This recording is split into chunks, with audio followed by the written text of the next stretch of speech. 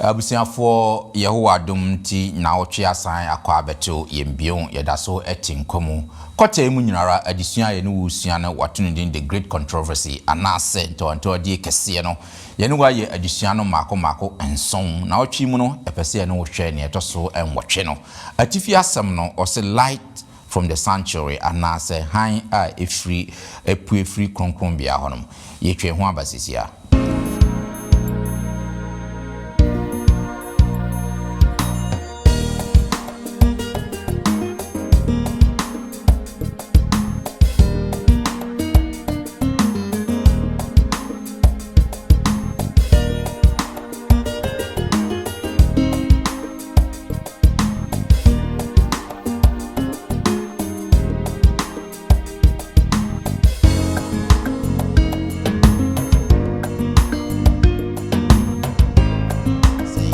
So say ne ye nyina Yesu Kristo ebesan aba biwa na anokwasa ye kwaje nyina no nyina so ebe gina de so ya ye bete ase yase no sana Paul anase Hebrew writer no ka kire yen say Yesu su kodi ye Sabe yo das wo konkonkonkon bia se wo pai mu kan wo ne nkwa de a ode be cho ya ene na jo no chance it is abre no ai abre ayi wo me ene ye chance no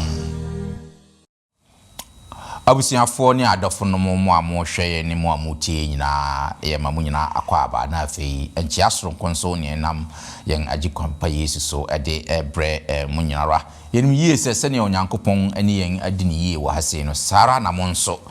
muni mo abusiafo onyankopon ene mo adini yie ye beda mo asenso sronko kwanso se de biara danso mudi mo afidie ede to London Ghana Menda kwanjefo Sabbath school ena fe chosemu empensemu na ocha sa akọ abeto yembion ya dusia no ye toaso ya duru adusia toso enwotwe atifi asem no se light from the sanctuary anase han a epuefri kronkron bia hono menkotie nwumomra sisia.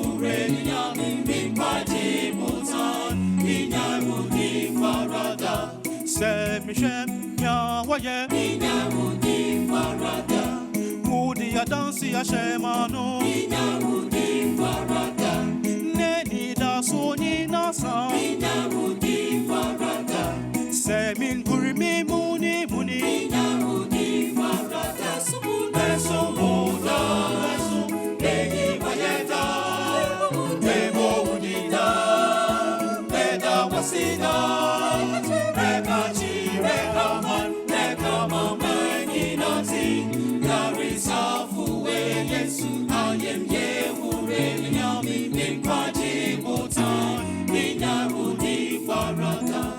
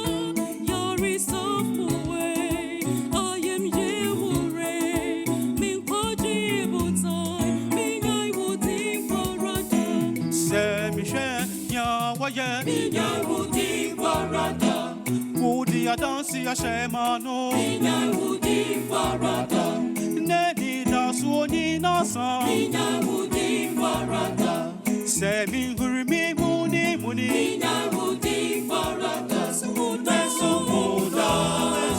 Reyi mayeda Tego unita Nega wasida Nega chirehama Nega mama ninati Yari safu yes, I am Yehore, Yami, Big Party, Motan, Minya Woody, Farasa, Yari safu yes, I am Yehore, Yami, Big Party, Motan, Minya Woody, Farasa, Yari safu yes, I am Yehore, Yami, Big Party, Motan, Minya Woody, Farasa. Yes, I am Yehureya, Big Party Motan, Nina Muti Maranda. Yedan nyum tofoi ase nyuma omudi ebedi yen addition no enim ene na me fa sa akwanya yenso na aboafo omuboama de biara yesa addition ya omudi ko ewiase afana nyina na omutwa no mfoni de ko wiase afana nyina de mayen so mayi omu akyerem na emwa kakra wo ho no nso motimi ede abomo 3ABN TV Ghana adwumaku a omafa TV adwuma de atom so sa adwumaku ye ya nkwankran adwuma wonyem fampem faso ne omo ya ne se ye ka asem ya wo nso omo efa ede kyerɛ ewiase nyina se na ebe ya onyankopɔn asempa no ebetimi atre akɔ wiase nyinara obo se won number eda ye mfoni ne fa na frɛ obejo so kakra bia obetimi de abo sa adwumaku yi fa bo omo nam sa ye so ma onyankopɔn ahyiraw sa na Hope TV Ghana nso omo fa sa adwumade yi ede kɔ wiase afana nyinara omo nso wonyem fampem faso ntino ya na hu sika sema de kakra wo mo kakra beso de bo Hope TV a yesrew fa won number no na frɛ obejo so kakra bia no fatu omumu nam sa ye so na onyankopɔn so ahyiraw ne na me ba fidie mu hase a me fasa kwanye so na fe mada ye na ye ba be sa adwumade yi ye be ye mpensempense mu de atwere mu na fe wi a ye de ti anu addition no media mo sonfo Bismarck mensa ende ye wo adom akukudamfo bi so asan be ka mensa wa ha omo na ebeboa na onyankopɔn be form so na addition mu ncheche mu no ye de abramo mesan ewo unua pini Isaac Asare eka ye ho ewo ase opini Isaac ye mo akwaba great say the last time opini by me can say ne sa opini was ye busy fa now so woja ne busy schedules nyina watimi aba say yemfa addition yi emfa mbrem no na chese ye beda na se pass wa man ho kwan se onyankopon enam no so na o mfie adwuma ye da se opini ye mo akwaba pa. Great. Me call manimu a sister Agnes Tete and so na eti mfimfini zage yamwa kwaba. Great sister Agedie yenena na eye edition de biara da yamwa kwaba. Me call manimu so Elder Hansen as someone so na eti won so Elder Hansen say send mu nyina mu no de biara da yenena na ewo sa afidie mu ahase. Na fe me call manimu pa yenua Elder Samuel Aji enso enate etuo no ano edaji yemo akwaba Minya Bismarck so London Ghana elders mpinifo no ba konso eno no ene moma yenkata yenie na mema Elder Hansen into addition nhyɛ oba de nsa oma yemo mpaye da wase endimafo da wase se wadom nti ode nkwaje ho nsɛm ama yɛn se yeboni nyina chi se yetiewo na yeye ne ya wopɛ ewo wasɛm a obegye yɛn enu nti na umaya san atena se enye nyansa bi a yenim ekyɛn yetiefo na mmom ya kwanya wode ama yɛn se yene wo nyina nkyɛ wasɛm na yehunu ne ya wopɛ beka yɛn ho awon kronkron kasa mfa yɛn mu enkasa nkyerɛ yɛn so enkasa nkyerɛ ewiasefo a wotie yɛn nyina wo Yesu din mu nti amen amen good Yadru adusia etoso enwotwe adusia no last week dia no na adusia de was motivated by hope. Sa na yehu say wona wodi kan no won anidaso na say won gidie a wonya ye panti a wode ye say no won anidaso say Yesu Kristo ebesan ababionti na de otaye ta omo ne ne omo kum nyina no na won ani so say Yesu Kristo ebesan babio na Yesu Kristo san babio a won so won anije ebehya ase afri ehonom yenso na ekoma yen se die be ne botaye yen anidaso ne sen ye wanidaso se ne yeye nyina Yesu Kristo ebesan aba biwa na no kwasam se adusua no twamfoni kire se ampa Yesu Kristo na ye hu no se okono sara ne ebehu se obesan aba adusua no yen very clear enye ambiguous enye adwimu ntanta wamfa ne maye ne ansie ye na wamfa ankwa ankohye wanye na bibudie oye ne play language se ne obi abeti asese Yesu Kristo ebesan aba ebioti yenya sa awiehyimu no na ochimu no ye hwe the light from the sanctuary se ne yenyina yennim no 2300 day prophecy 2300 years yaka ho asem for the past 2-3 weeks lessons yaka ho asem ni nyina yehu se owura ya na efra William Miller na what trans yes obesua trosem no sua trosem no hu say no Yesu Kristo ebesan aba or ye the calculations ema ne be see say in 1844 and as 2300 day we say na ebeba na no na kire say Yesu Kristo esamba sana ne ntiase mu eyeye the great disappointment the eba no kwasem ne anigesem ewo mu ne say sa great disappointment no ema no kwasem bi esa pie hu say da bi sa na nye Yesu Kristo ena beba sa tuta na mu Yesu Kristo say kwa kodi dwuma foforo bi ewo konkom bia ehonom eno na sa na otwi mu ye pese ye hwe dwuma dia Yesu Kristo na okodi no konkom bia ne mfaso a sa dwuma no ewo ma ye ne nia ebetimi asua afiri mu ena sa na otwi mu ye pese ye hwe yenka abosam no ye befa afiri Hebrews chapter 8 verse 1 and 2. This is say why you crowd are you and cabosum no. I say, and some year we can mutitreni. There was also for penna or cotton to make a see him one in the or true. Second biano no current to Mandaya, a radinoara. Na any papa me no musofo. Amen. Amen. Great. And ye caught ye demono.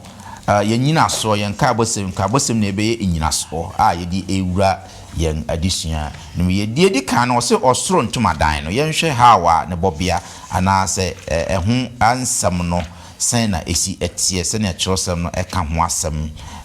ne asase su asedi yen hwe se ne esitie Exodus chapter 25:8-9-40 na fe ya hwe Hebrews chapter 8:1-6 no so se ne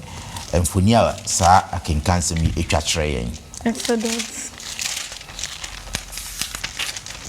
25 no 8-9 na fi 40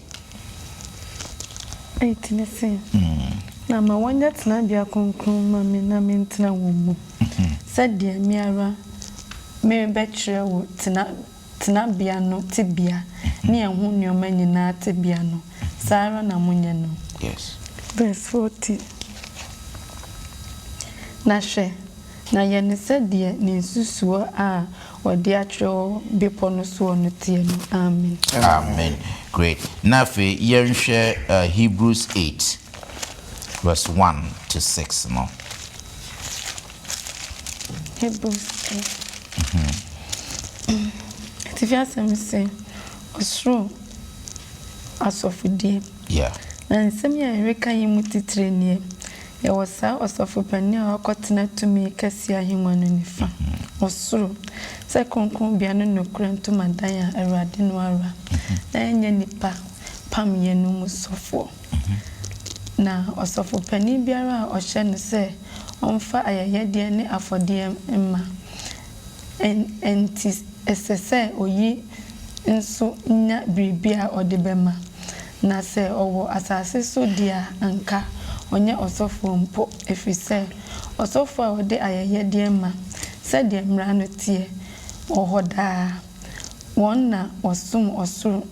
nioma nhwesuo ne sunsum ti sɛ deɛ asɛm biara Mose bibesiesie ntomadan no ɛbaa ne nkyɛn a ɛse hwɛ yɛ ade nyinaa sɛ deɛ nsusuo a wakyerɛ wɔ bepɔ no so no tie nsia no na afei ne nsa aka asɔfo dwuma a ɛkyɛ ne soɔ sɛ wayɛ apam a ɛkyɛ ne soɔ a ogina bɔhyɛ a ɛkyɛ ne soɔ hyɛ ho mmara no intem jinafo amen good me da say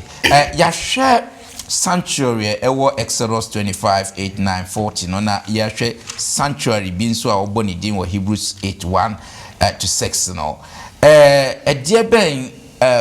ntomadan na ɔka ho asɛm o describe mfoni bɛn no twatwɛ yɛ fa santomadan mienu yi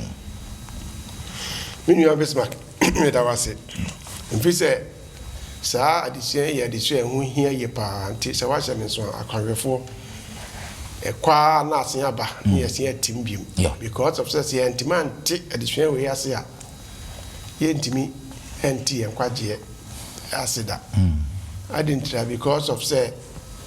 yɛn kwagyeɛ nyinaa no nyina so no ɛbɛgyina adesua yɛ a yɛbɛte ase yɛase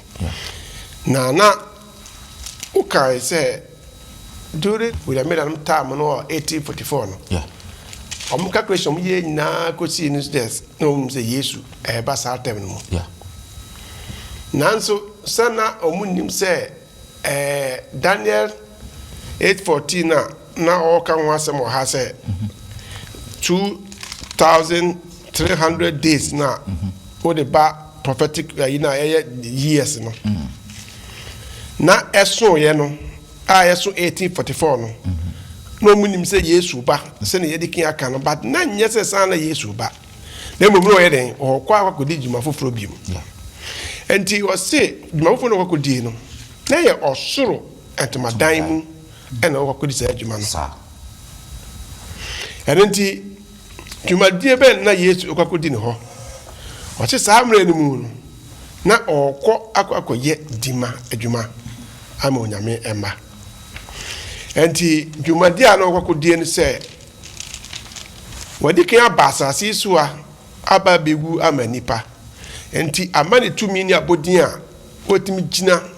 eho edema nipa because of say yenim say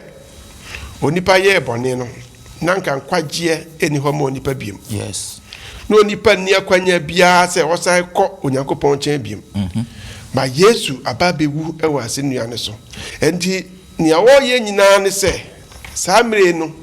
se ye bone a ye betimi akọ ne nchen ye di akuduro betimi akọ ne nchen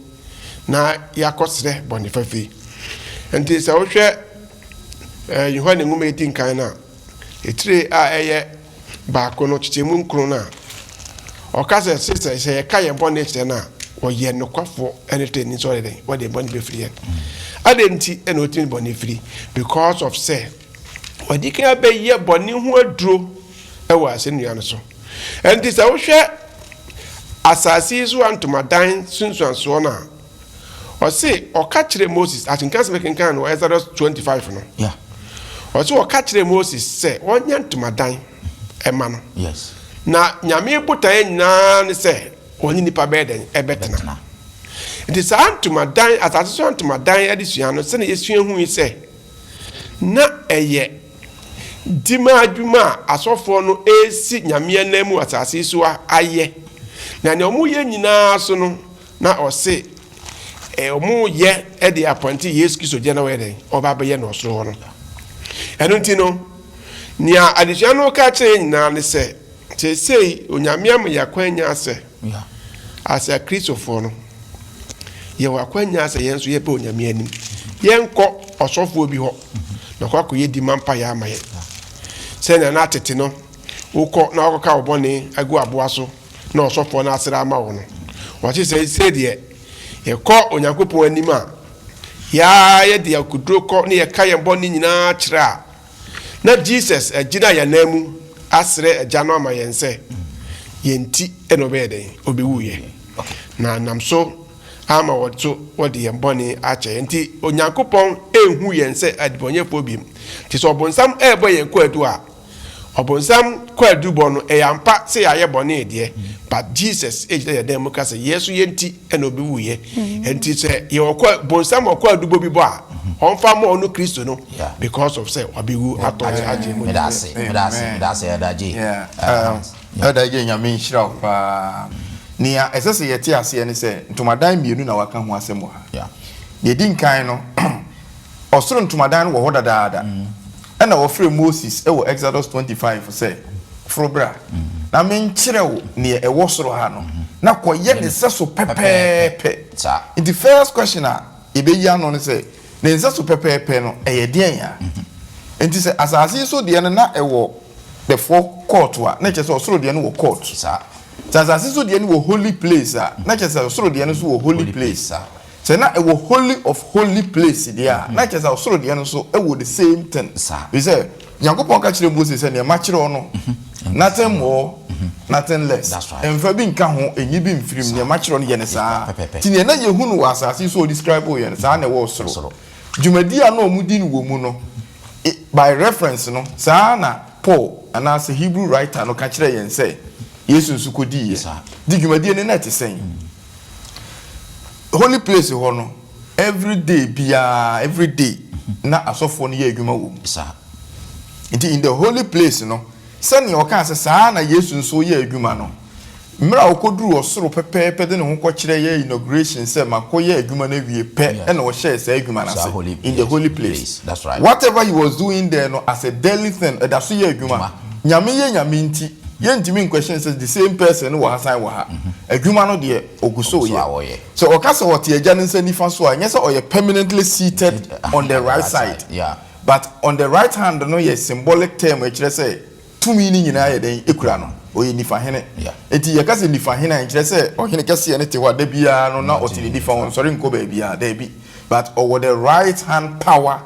of the King of Kings ti Yesu was a tumi nti na ɔte agya ne nsa nifa so nyɛ sɛ physically no da bia ɔte hɔ a wɔn sɔre nkɔ ba bia na enu nti na me pɛ sɛ me kyerɛ mu wɔ hɔ sɛ the sanctuary no there were two sanctuaries mentioned in the Bible asase so deɛ a ɛyɛ the type and also the the antitype, the main original. I don't say you can't say no, and the Bemboy Amayati. Aha, and in great disappointment in the Koba and say Daniel chapter 7, and Daniel chapter 8, or Musia, Milan and Crofonicia, you say that chapter 7 no, I can Babylon, but it drew chapter 8 in another Babylon, Hindi no Conti one more so. Oka Medopesia, onoso kai, oka Greece, onoso kai, oka Rome, onoso kai. And Daniel chapter 7 ka judgment. And chapter 8 you know eka cleansing of the sanctuary. Indeed naturally no they related cleansing of the sanctuary you know to judgment on earth. And indeed no eka say 1844 no. But ni nyina yebeko ho. Excellent. Say what this clarification no at the abba part because one clarify na sana one here na ye adwumu kesrene excellent yen to aso ene nhwe in the holy of holies no am say hands ne kasa no oka ho asem kakra bade yen kan bibi kakra Leviticus chapter 16 21 29 to 34 no yen hwe niema ewo ho no kakra 21 say na everyone nsa mienu ngo opapo animu no atifi na wonka Israel for no fom so nyina ne wonmra to nyina se de wonbo ne tie no wonfa ngo opapo no atifi na woma obarima bia owo ho nkogya no ma no nko esreso amen na bajo fi here 29 to 34 29 to 34 say na ye enya muda ahyede bosomi etosonson da etosudunu Mumre mukra ase Kromani owo a obesu emu munya edwuma biara na dano na obepata na edano na ompata mamu de ndware mu ndwaramu na mo ho ate efri mu bani nyina mu erade anim enya mu ohumi mu humeda na mumre mukra ase eyeda ahyedie na mapata no osofo a wasra no ngo a ode ahye ne nsa se oni osofo insi naja anamu no ompata na onhye enwura ntade no ntade kronkron no atwotati say Fapem 34. Okay. Na ompata ma kronkron bia kronkron no. Na ompata ma ehia ntomadane afaribochia no. Na ompata ma osofo no ne oman asafo no nyina. 34. Na yei nya muda ahyede na odi apata ama Israel everyone boni nyina mu preko da afinhia na Mose said the eradication no. Amen. Amen. Great. So when we na mo kind the day of atonement as pata da. Why was it so important? Na some pata da na adentina ehunya power Israel for that time no mo. Yo, ni ambisma ndawase ni asase mu. Msele hu hiye pa o Israel for abakose mu. Yeah. Sa dano day of atonement no ene da afiri mu nyina no so penny konkron bia no kudima Israel for na. In fact, friend no Yom Kippur. Yeah. As our Yom Kippur no is the most solemn of all the Bible feast. That's right. Adintra. Dano ene yesi ho omamu nyina odima ni akonchene eja edima ne ba eja odima ne yere. Yes. Obusua yedima obusua omamu nyina na abehia na wohwe sɛnea sister gigin kama ye no a wɔso wɔde goals mienu ɛna ɛba na ɔcast loss sɛ onyame deɛ ɛna afei scapegoat na ɔde sɔfopani de ne nsɛm mienu nyinaa to scapegoat no pampam ɔbɔ mpaeɛ na mpaeɛ a wɔbɔ no ɛkyerɛ sɛ Israelfoɔ mɔne ne nyinaa yɛ transfer abegu papo no so na we a amobia ko gya no wilderness kokora ti bone no so ro nyankopon so ye bone che wo de ache kora ti se wo hu bone ne kora bi ko apapo ayi wilderness ho no abo bi kora bitumi ache no awe ai se bone no kokora na de bo mi hu wa de sua mu pa no aye Leviticus ho no 23 29 okay na me kan wo se na okra biara omre no ho ase da no obetwa no afiri ne man mu atwene. That's right. Kese hu pa o that Saturday no wa nya country na wa sini di man wa mompaye ansre body fache no was obetwa watwene ne trese wo boni ni nyina ya transfer de gu aboaro so moko kokora asore da no de aka aboa no aso aka no ye onyame dia no tofo e de apo afore no de mogya no apete ama asore da no so ho ate na se bi boni ni nyina kɔ na se wo ansere wo dia ade na wo so ando dia ababe besa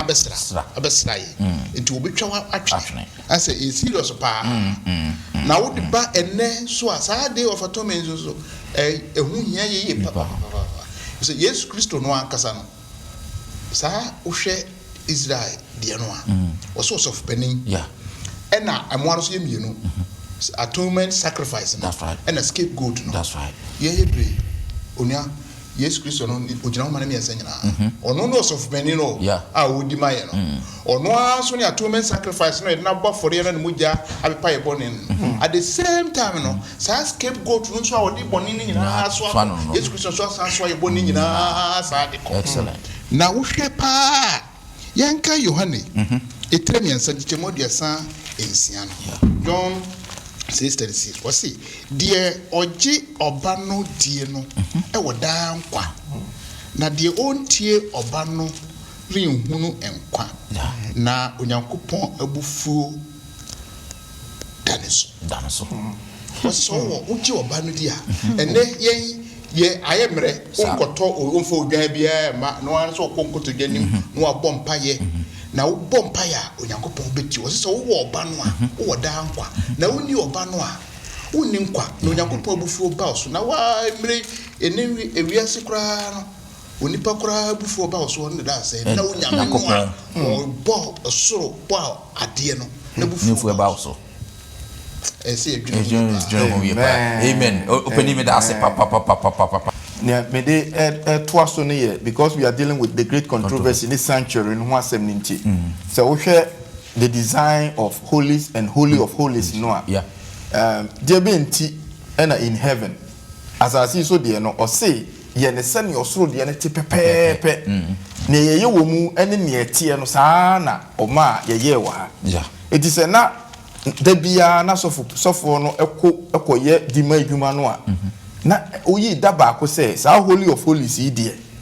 ansa na obetimi awura ho no eye kisa afe na wo ye 1 2 3 4 normal say na monye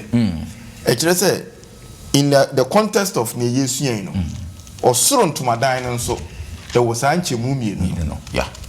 into there was a first phase of judgment and the second phase of judgment although say ni nyina anase di man me kan di man enti sa atonement in a time no on the nipa de essence ye nipa nti no na a literal year say 1 year bia yes as a symbol of near ebesi that e wo soro enu nti na say ye ba ye de mu a William Melamo eye mistake enya disappointment because omono no mu hunu ni nti a osoro nso ntomadan no ebetimi enya nchemu se bi ho koro mpo a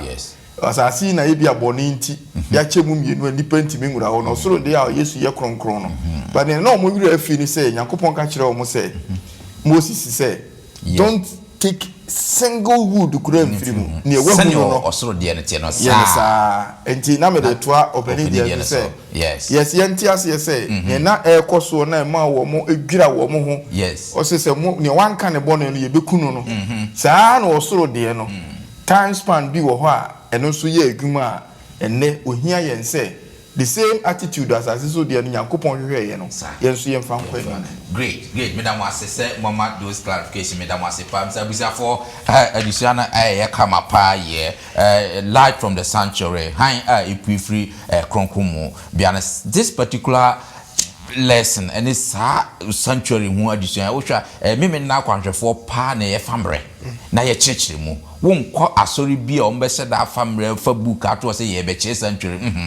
ye ne fa bre pa ne ye cheche sanse mu nti wuti a na watie no waspa mu na afi ne adusua wose wusua wo mu no na afi wasua ye nto aso na afi ye nhwe the judgment has come atemu don no adu Daniel 7 9 and 10 and Revelation 14 6 and 7 ye nhwe asesesem bi egwo saa yitu asem mu ye nhwe ne ewo ho no Daniel 7 9 and 10 in Revelation 14 6 and 7 Osisi anywa na de owo film resenting betnase na ta de ho asensu trema na ne trinwe ho ase odwantin nwi fita na dwaye odda frama ara nko ne ntwa honam odda efranam Oja ti se esibontin sinifi nenim bai. Impim sum no. Na impim du bubuja jina nenim. Otina asise obu aten. Na obu ngoma nemu. Amen. Amen. Share Revelation 14 6 and 7 nonso.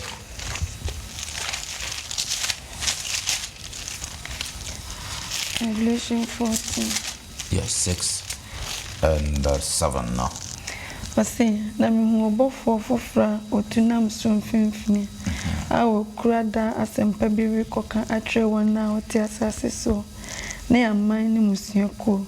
ne kasa ne nkromfo nyina na wode ne kase tiam se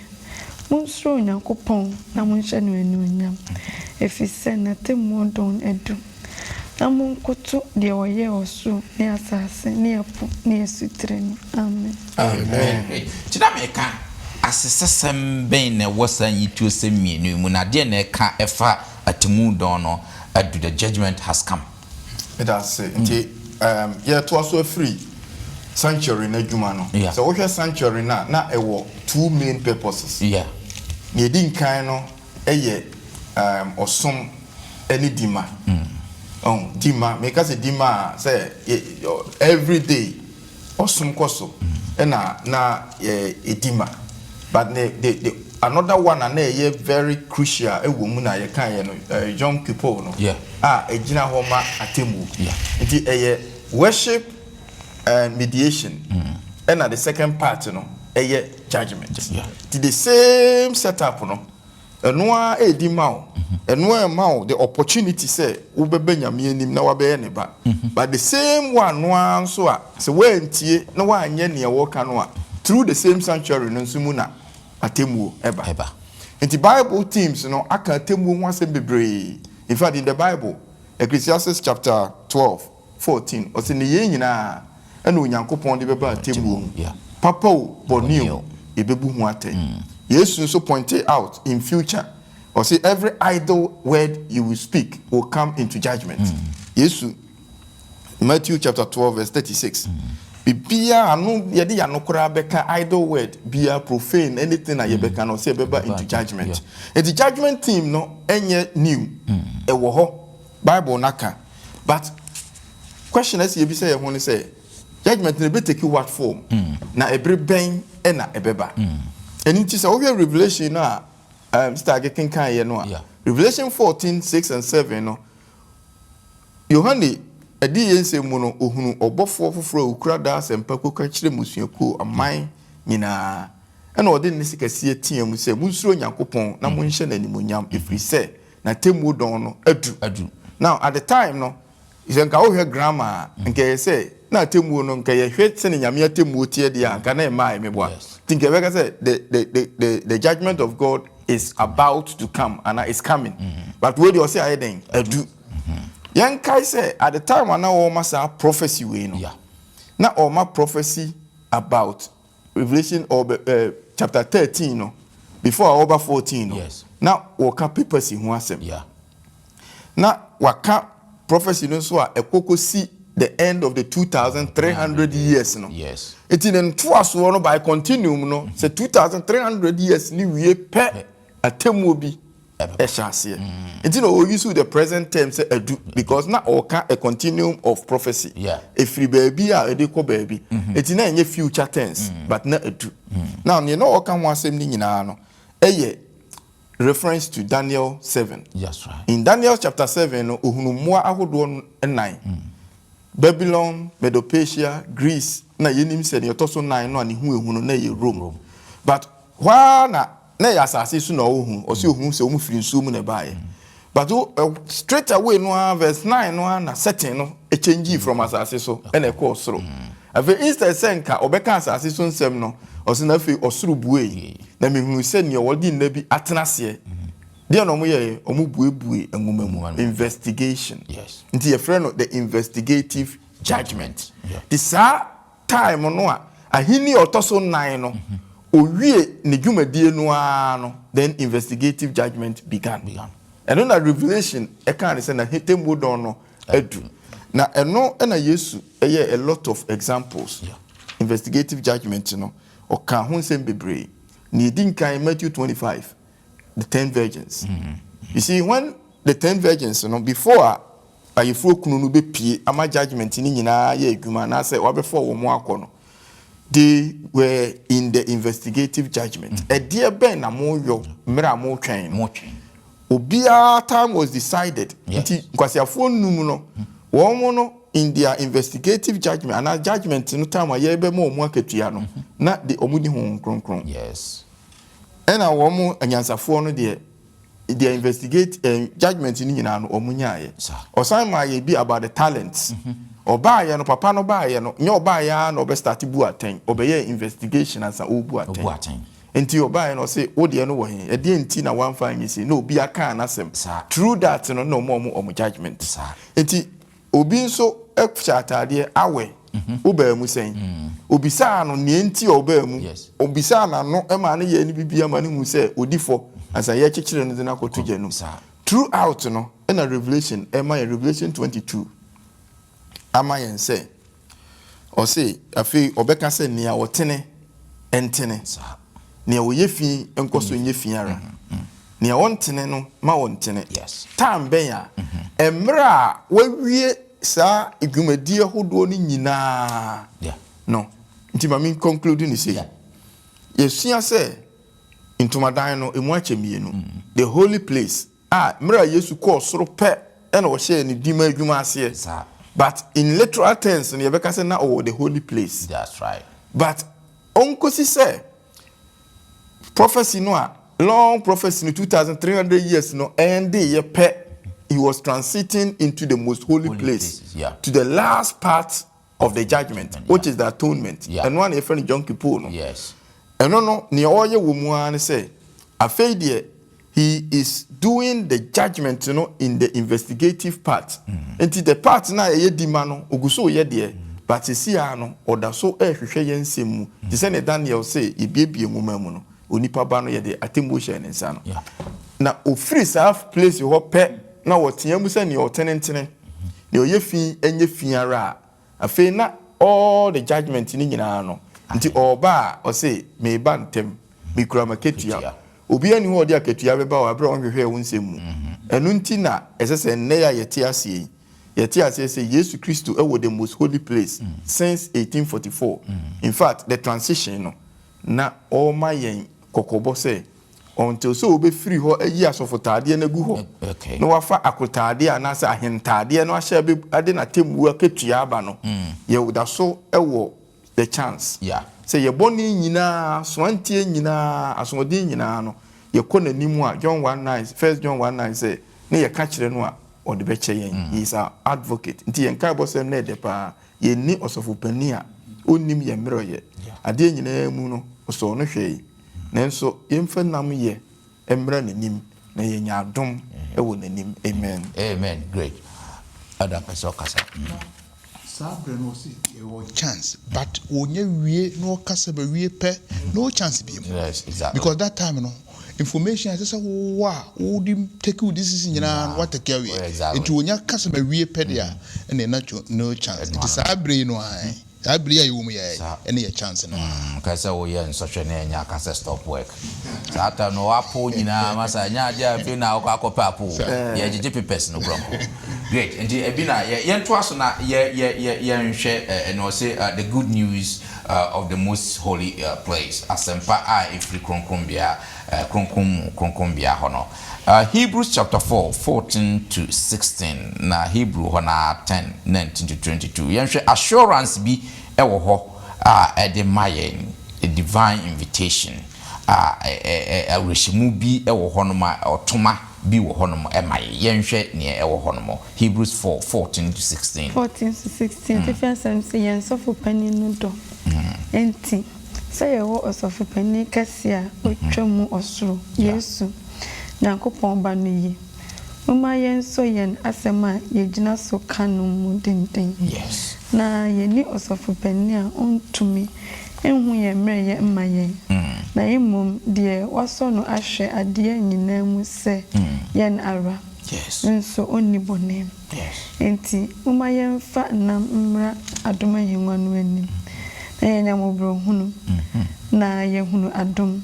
na ebresemu no aboa yen. Amen. 10 19 to 22 no so. Asi enti anuanum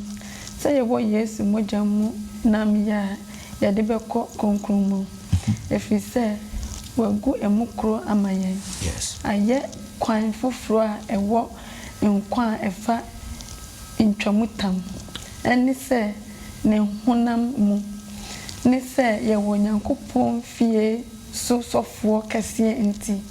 mama yemfa no kura akoma wo gidi a etinye enimu kura immense nipa wa peti won akoma ho efri ahonin bonimu na wodi insukroji edware won nipedua. Amen. Great. Mami ko edaji so awresimu sembɛn ene was because wa kafra yen kai bosem no assurance ben ene wo homan na otoma ben na ewo ho emaye se wo hwɛ sa akenkansema ya kan ya. On say paponso adisua dia bedue no eye anije ni nkrashe seman kasa chese osofo panyin na osi ye wo no onye osofopanyimi bi akeke ho oye osofopanyina ono ankasa so onim yemre oye bi wa ba ye ti be mu bi ɛte sɛ nea adwuma mu na wanya manager owo suahunu ɛwɔ emphasize labor adwuma sa na wanya promotion adwuma bi a wɔde ma obi a onyani so bi ɛne sɛ ne tie bia no onim baabi a ɔho de betima ayɛ den ɛbɛyɛ akodu enti Paul ɛka hyɛ yɛn kuran sɛ Yesu a ɔyɛ yɛn sɔfo panyin no ɔno waba yɛ ti bia mu bi enti bibi bia na yɛbɛhia sɛ yɛbɛ depend anase yɛbɛ dan no amana boa yɛ bia no yɛba yɛma na kudum because onim yɛn sintoyɛ enti ɛyɛ anigye sɛm kɛseɛ ma yɛn paa wakenka sɛm a ɔka ma yɛn no ɛtwe adwene si so sɛ no nti no sɛ waba na sɛ ɔba bɛgu ama yɛn a wama no anso hɔ nkoraa sɛ sei wɔsan ɛyɛ den ɛdi ma yɛ ɔdi ma yɛ enti no yɛn sɛ yɛde akuturo na yɛde yɛn sintɔyɛ nyinaa ɛbɛdan no na ɔno ɛna ɔbɛtumi ayɛ den ayɛ na wagye yɛn na maka sɛ sanctuary na asɛmpa na ɛwɔ ho no ne deɛ ɔse yɛmfa gyidie na mmra sɛ gyidie ni ma obi ntumi nso nyame ani enti sɛ yɛkɔ kronkron bia na sɛ yɛde sɛ yɛde yɛni bu si sɛ nea ɔwɔ soro no sɛ honhom yɛbɛtumi akɔ hɔ na sɛ ɔse wokɔ hɔ na outer court mbɛhu sɛ mogya wɔ kɔbere abɛbɛn no ho wokɔ holy place nso ɔbɛhu sɛ altar of incense no so golden no so no so mogya wɔ ho ɛna wokɔ curtain na na bɛkɔ mercy seat no so no so mogya nto ɔba kyerɛ sɛ every step biara yɛkɔ biara Yesu Kristo mogya no ɛto yɛn ho kakakakaka kɔpem sɛ ɔde ɛbɔne bɛkyɛ yɛn koraa ne ayɛ te sɛ ɔno ɔse ɔno no wɔtumi ɔtumi de bɔne kyɛ na ɔsɛ atwam na ɔse sɛ wohwɛ ahengua na senso so a ɛhɔ na mmara no ɛwɔ apemadaka no mu na ɛwɔ enti mercy and justice ababɛhyia nimienu Nyankopɔn nkwa na mercy ni justice to mishia because justice just say ne waya bɔne so ogu mercy is on fanche sa ne ma nimienu senya yes ne ma ne there is no way okokota ne edigu ni ne de bema but ye ba Nyankopɔn ma ne ma konkon bia ho no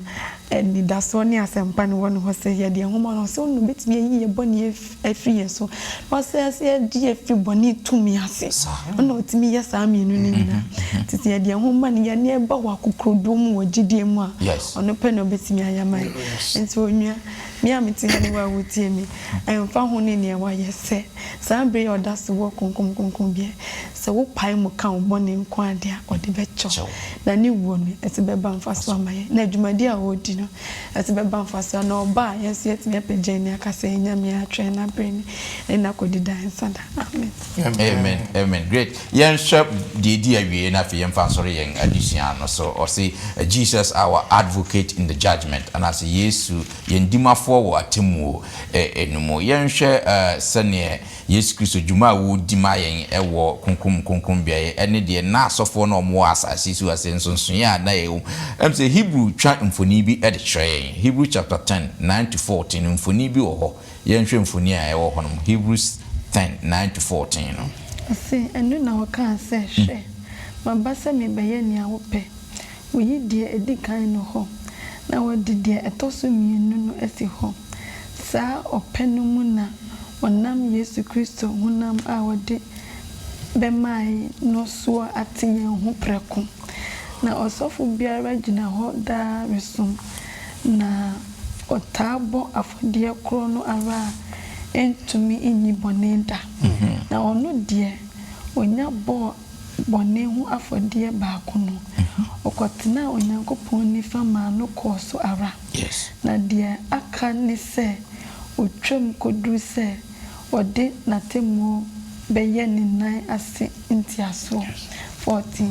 na ode afodie kro no ara ama won a wate won hu no awie peye amen great enti Yesu Kristo ne ministry no a wo ye no wosoro ene de na esi asasi so asenso ye ben ena na ewo maten se Hans bebaba em se edaje peso kasansa na ma me kakra wa un se nsonsoni a eda asasi so of penino ene Jesu di awe no soro no ntemu no yese ha na osofopanyin no de ne nsegu aboa no so a na oka bone na okogya ne kwan na osofo no ayedi madwuma ma oman no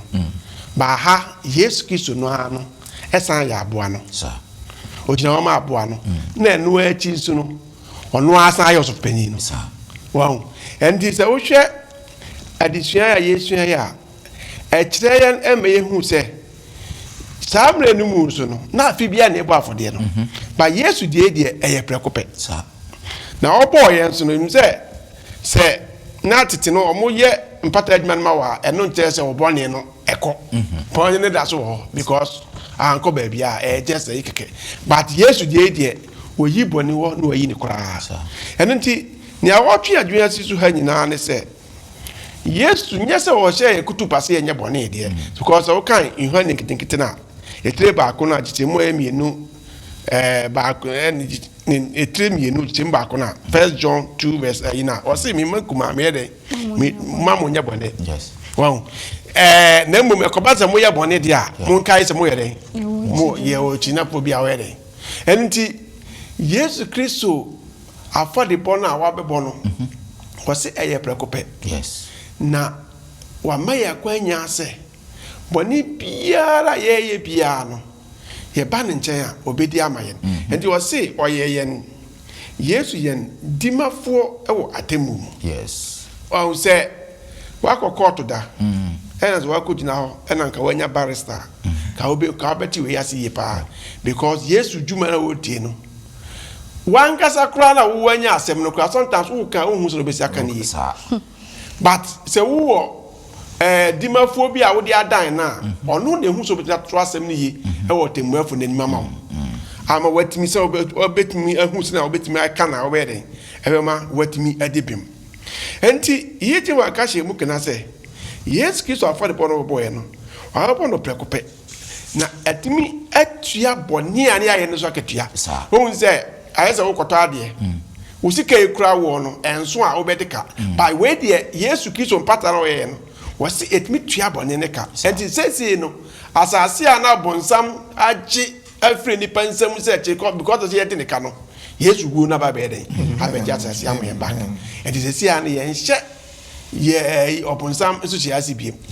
enti na also for be can say if you don't go to heaven don't blame Jesus exactly because why you quite the admin nyina wi why you me that say that J the hands what can nyina the last one me ka akire ye nyina ye ho ene etiefo nyina ne say Yesu oye advocate e wo judgment no mu no enye say efiti prepon na o se wo be yesa o enkwaje nhihye no so ka ho bi dina ne nkwaje nhihye no enyina ne wuo no so kekese nko wuwie na nka wanye saa odima na mayen a nka nkwaje nhihye na mbi peye okay the package ni nyina the plan kosi se obeba be